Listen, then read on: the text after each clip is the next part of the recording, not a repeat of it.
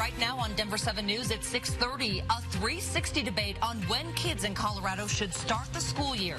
From those who say school starts too early. This August start still feels like, we're still in the middle of summer. To school leaders who say you can't have it both ways. Why don't we start until after Labor Day? But it's also met with the question, why can't we end before Memorial Day? And kids in between. I'm excited and I really like the summer, but also I like seeing my friends a little bit more. This morning, we share multiple perspectives to give you a 360 view on why school starts when it does here in Colorado. It's going to be a hot one today. Mid-90s for highs with very few thunderstorms. Coming up in a few minutes, we'll take a look at your bus stop planner for both Aurora and Douglas County, and I'll show you when things are going to cool off a bit. Plus, motorcyclists going twice the speed limit on Colorado highways. And police say they're nearly impossible to catch. And smoke fills up the cabin of a plane with hundreds of passengers on board. Scary sight there, but yes. Friendlier skies here. This is a live look from our mile-high camera over downtown Denver, and what a picture-perfect start to the first day of school for Aurora Public School students. Sun is shining bright out there. I think it's going to be a good year. I'm excited for the kids. Yeah. Excited for the kids and the parents. Welcome back to Denver7 News at 6:30. I'm Brian Sanders. And I'm Molly Hendrickson. Happy back to school day to families in Aurora. I think it's going to be a good year for them as well. Yeah, hopefully the extra wake up didn't disrupt the routine too much. Didn't hurt too bad. Probably breakfast time for the kiddos. Let's get right over to Lisa for a check of a warm and stormy forecast. Are you kidding me? I can hear it right now. Parents are like, put on your shoes. Where are your shoes? Move it. Yeah, I don't know how many times I can say that some mornings, right? We are in the low to mid 60s right now. Beautiful. Lots of sunshine early on. It's going to be bright. Winds out of the southwest, nice and calm. Here's a look at that bus stop planner. Mid 60s for the kids here within the next hour in Aurora. By the time they're getting off the bus this afternoon, 92 with a few storms. It is going to be a toasty day today. Really hot, warm on the playground. Watch out for some of that playground equipment. It can get hot at times. 96 right around DU. Same thing there in Brighton. Coming up, we'll take a closer look at what we're expecting with this nice cool down, Jason, come Thursday. And of course we have to think about being in the school zones, and not only in the morning but in the afternoon as well. I see so many people speeding through the school zone near my kids' school, and they start tomorrow. Right now you can see the southbound side of I-25, a long slow line of cars. Unfortunately, take a look from the camera up there. We had a crash near the Thornton Parkway. All lanes are open. That's Air Tracker 7, and I didn't get that thing right, so we'll take a look at that later on. We'll take a look at the commute time, 37 minutes on that southbound side. 20 minutes there on that northbound side. You can see some heavier traffic now on I-76. 270 is getting busier. I-70, same thing out to the west side of town. That sunshine is going to be a real major factor for us. Any of those routes going towards to I-25 drive. And in fact, it will be affecting I-25. Air Tracker 7 was down there, down at the Denver Tech Center. Just starting to see a little bit more traffic down to that south side. Right now, kids across Aurora are getting ready to head back to school. Today is the first day of school for Aurora students in 1st through 12th grade. But this year, maybe more than ever, there is no shortage of opinions on when kids should start and end the school year. Is August the new September, or should it be the other way around? So this morning, Denver7's Jennifer Kovaleski gives you a 360 perspective to get to the bottom of the school calendar debate. Ready or not, here comes the new school year. And in almost every district in Colorado, those bells will be ringing long before Labor Day. This one likes to dress for cycling and tutus and butterfly wings. Whether your kids are ready to spread their wings or begging for a few more weeks of summer. I like summer. We're going 360, asking the question, why do schools start so early in Colorado? We're talking to students excited and those pleading for more time off. Parents who say, give us more time. School leaders who say there's a reason behind the madness. And finally, a teacher from another state who says we have it better than we think. 8-year-old Brielle Rupp has the moves down. She's had her fun and is anxious to go back to class. I like seeing my friends a little bit more. I used to live in New York, and school would start later. Brooke Gilbertson isn't used to going back this early and is already dreading the grind. It's just a lot of homework and a lot of stuff. Yes, this from a 12-year-old. Vacation is so awesome and nice and fun and relaxing. And what about parents' take?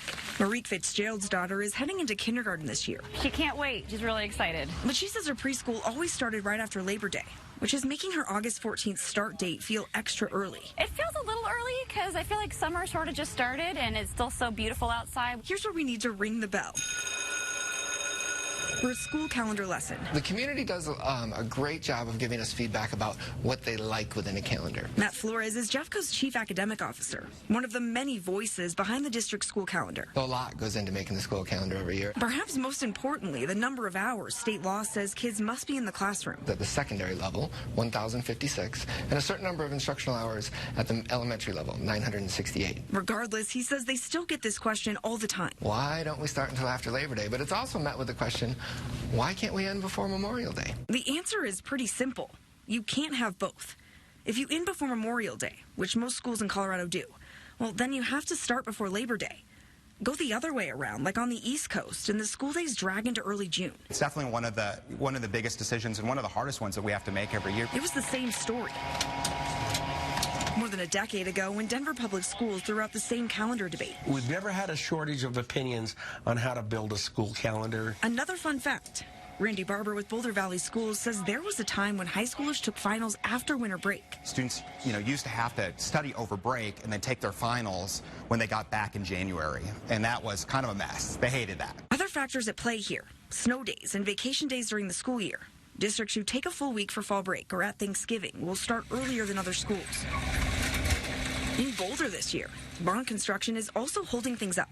2 schools, Lafayette and Louisville Elementary, are starting a few days late because of it. That's sometimes the way that the ball bounces, that we had to, extend summer break by a couple days in order to make sure that all the work got done in time. Before we wrap up our 360 lesson, what about the rest of the country? Almost every school in Minnesota goes back the day after Labor Day. It's always a Tuesday. Andrea Rader is a teacher in Minnesota and is visiting family here in Colorado.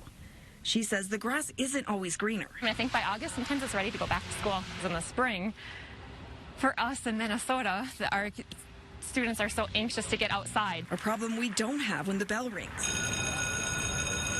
For summer break in May. The problem now is summer is never long enough. It's nice to have a break, but sometimes it goes by very fast. In Denver, Jennifer Kovaleski, Denver7. I just love hearing from the kids in that story. Yeah, and I think part of the problem with this year was there was such a late summer, right? It was still cold when that final bell rang back in May. And now it's warm as they head back to class. So we're already hearing from hundreds of you on the Denver7 Facebook page. Many of you are sharing Judy's opinion. She says Colorado does not have nice weather in the spring, as Brian just mentioned, but August and September are beautiful. So why are the kids back in school before Labor Day? Brandon has a completely new perspective here. He says school should just be year-round with more intermittent breaks. We have this question posted on thedenverchannel.com right now. You can share your views by heading there or by emailing us at 360@thedenverchannel.com. We have a scary news alert this morning to be on the lookout for a man wanted for trying to kidnap a child in Denver. Denver police released this picture of the man they say tried to kidnap a child near Warren Avenue in Sheridan.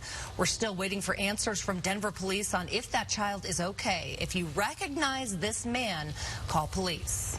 Overnight delays and closures continue tonight along the collapsing area of US 36 in Westminster. CDOT is installing a glare screen so construction lights don't blind drivers there. CDOT updated us on progress of repairs last night. They say they are 75% complete with the removal of the collapsing wall now. Removal will last into the weekend, though.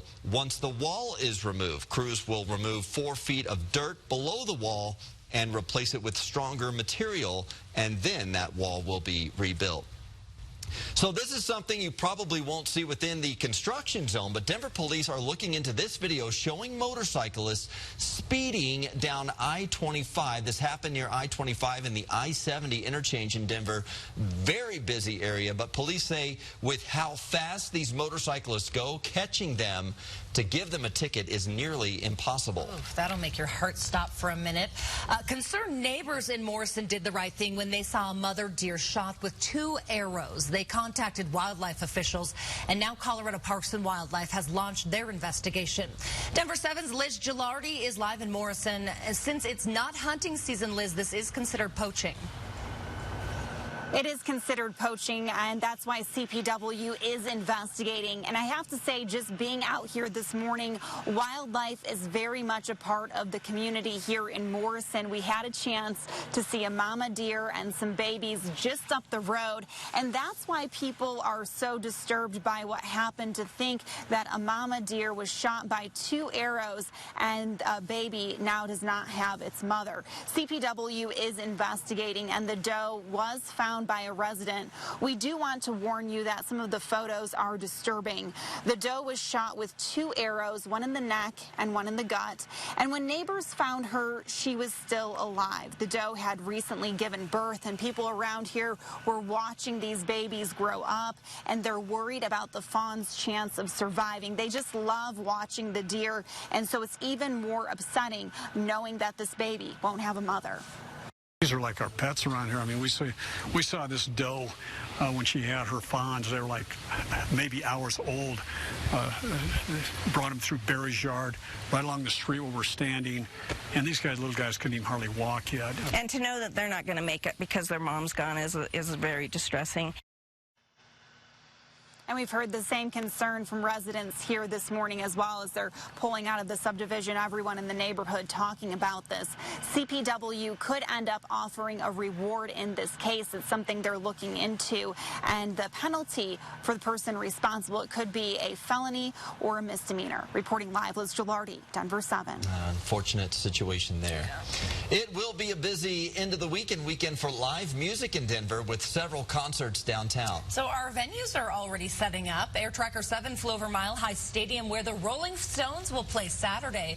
Their May show was postponed, you might remember, because of Mick Jagger's surgery. Meanwhile, at Coors Field, the stage is being set for Billy Joel on Thursday, and then the Zac Brown Band will play there on Friday.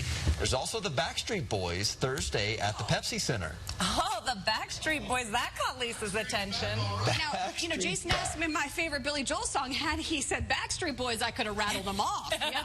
We're going to have more on what to expect for all of those concerts coming up. But at camp today, well, it can kind of sound like a rock concert. Sunny and warm today for the kids. Those thousands of kids that are still on summer break need to wear lots of sunscreen today. A few late-day thunderstorms today. I'll show you when we have a better chance for a little rain at your house coming up. And right now, you can see there's a minor crash on southbound I-25 right between I-76 and Highway 36. You see it's way off to the left side. When the rescue squad gets down there, we're going to see a lane blocked. But right now, we have a pretty long, extensive traffic jam coming in from that north side. We'll take a look at the travel times coming up.